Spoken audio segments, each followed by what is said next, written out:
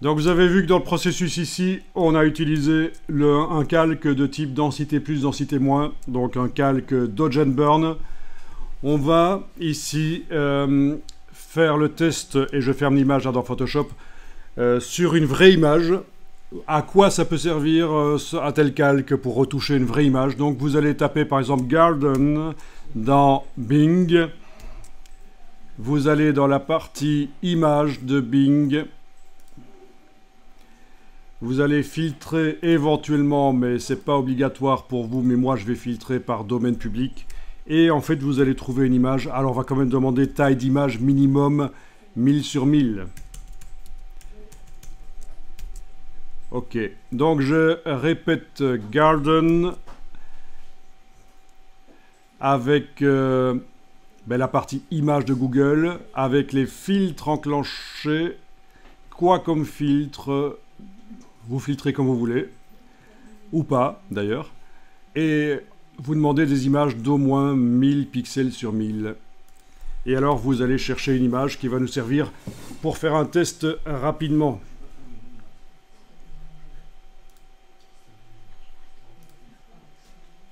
N'oubliez pas de cliquer sur afficher l'image quand vous avez cliqué sur une image là dans Bing, pour voir éventuellement l'image en haute définition, et on revient sur l'onglet d'avant et on clique sur la croix en haut à droite de Bing pour revenir au résultat. Voilà. Voilà. Donc là, je viens d'afficher en grand deux images que j'enregistre. Dans le dossier d'aujourd'hui, je vais faire un dossier Garden. Voilà. Celui-là aussi. Voilà. Donc vous quittez, on va dans Photoshop, voilà. On ouvre une des images déjà.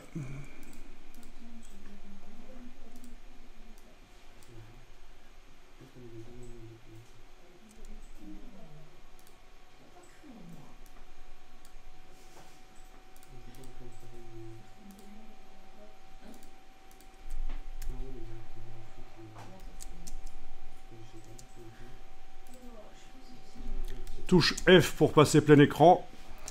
Donc, ce genre d'image, c'est sympa, mais ça manque de relief. C'est un peu plat, malgré que le sujet, lui, a du relief. Mais l'image, voilà, on pourrait peut-être tester de modeler la luminosité. Alors, je vous ai fait prendre des images de jardin. Après, on pourra tester sur des portraits de famille, par exemple. Ça marche très bien aussi. Donc, tant qu'à faire, on va directement faire un script parce qu'on ne va pas à chaque fois... attendez un peu. Ouais, non, ça va... Oui, faisons un script quand même parce qu'il y a quand même quelques petites manipulations qu'on peut éviter si on doit faire souvent ça. Donc, menu fenêtre, action. Menu fenêtre, action. Dans Photoshop, vous allez faire un dossier dans lequel vous allez mettre le script. Vous cliquez sur créer un ensemble. Voilà. Je vais lui donner un nom au dossier. Et dans ce dossier, on va créer un script en cliquant sur le signe plus. Donc les scripts, ça se met dans des dossiers. Donc voilà, c'est pour ça que j'ai d'abord créé un dossier de script.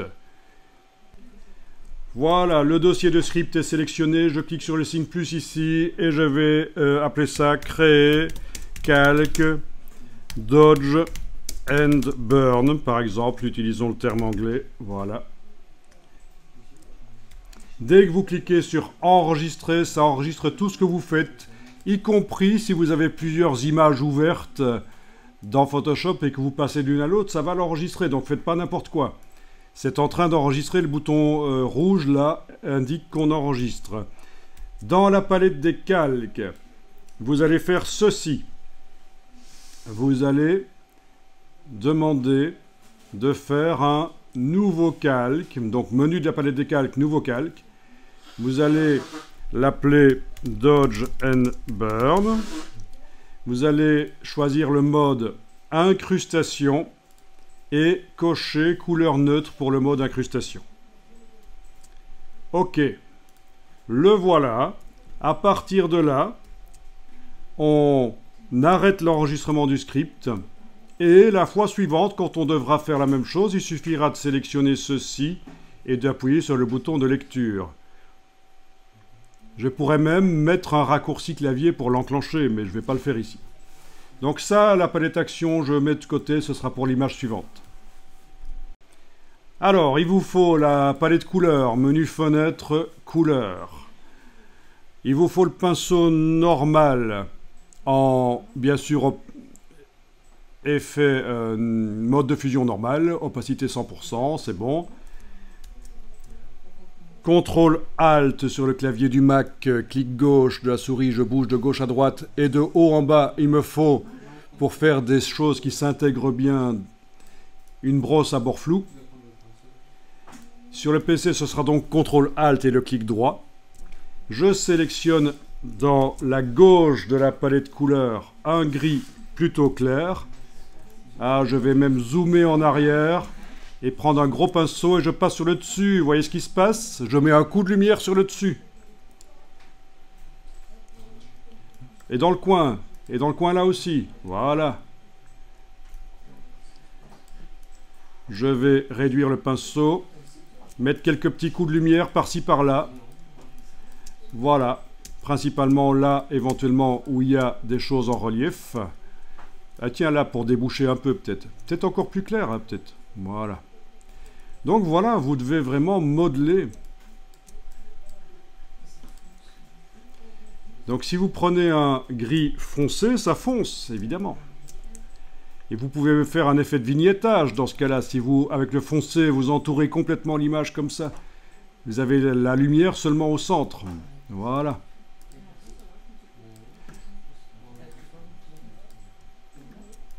Ah, c'est pas évident, hein. Voilà, donc le problème, c'est que ton pinceau était en mode produit au lieu de normal. Et donc, tu n'arrivais qu'à assombrir. Voilà.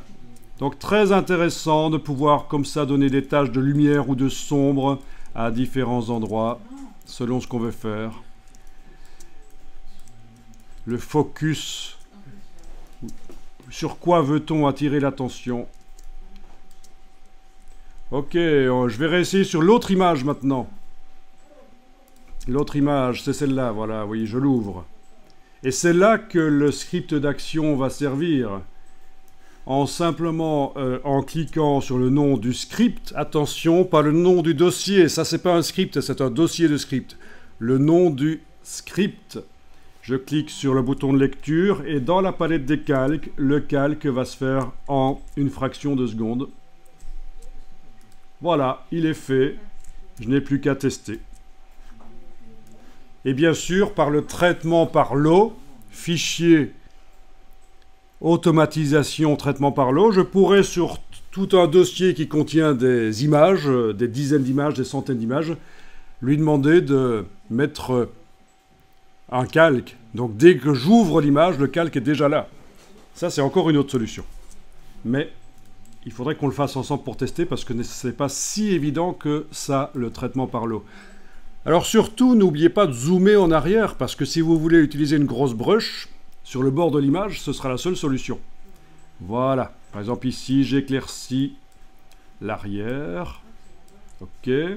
Tiens, je vais éclaircir l'avant aussi, là. Enfin, voilà, on module.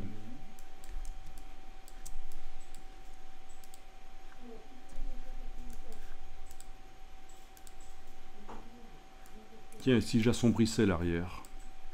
Ah ouais. Sauf l'arbre, là.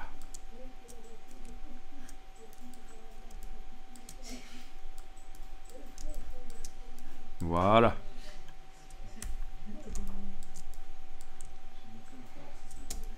C'est génial, ça, non? Ça me paraît génial pour retoucher des photos, c'est absolument dingue, quoi. Et c'est non destructif. puisque à aucun moment on ne joue sur les pixels d'en dessous. On peut fermer, réouvrir, modifier. Donc voilà ici, vite fait. Je ne suis pas extrêmement content de mes retouches, mais techniquement, je vous ai fait la démonstration. Mais je ne trouve pas que ici j'ai apporté quelque chose d'extraordinaire. Si je mets l'œil en face du calque, voilà ce que ça donne. Voilà ce que je viens de faire. Et avant, c'était comme ça. Ouais, j'ai quand même un peu débouché. C'était fort sombre le centre. Hein, voilà. Et l'autre image, contrôle tabulation. Voilà comment c'était avant et voilà comment c'est maintenant. Voilà. Mais là, ça sent la retouche. Hein. Là, sur celle-ci, ça sent la retouche. Moi, quand je vois une image comme ça, je me dis, il y a un problème, ça a été retouché.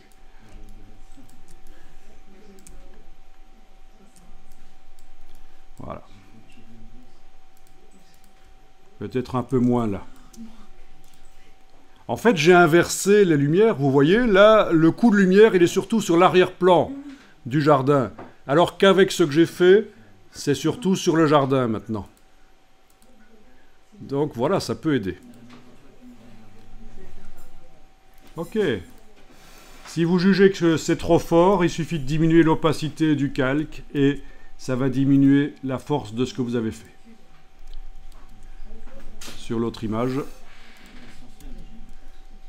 si je diminue l'opacité du calque, c'est le même réglage, mais moins fort. Et ça fonctionne pour tous les réglages quasiment. Quand on trouve que le réglage qu'on a fait est trop fort, on peut diminuer sa force avec son opacité. Et souvent, la vérité, le réglage idéal se situe entre ce que vous avez fait et comment c'était avant. Voilà, je vais enregistrer les images dans le dossier pour les archives. Format Photoshop, bien sûr.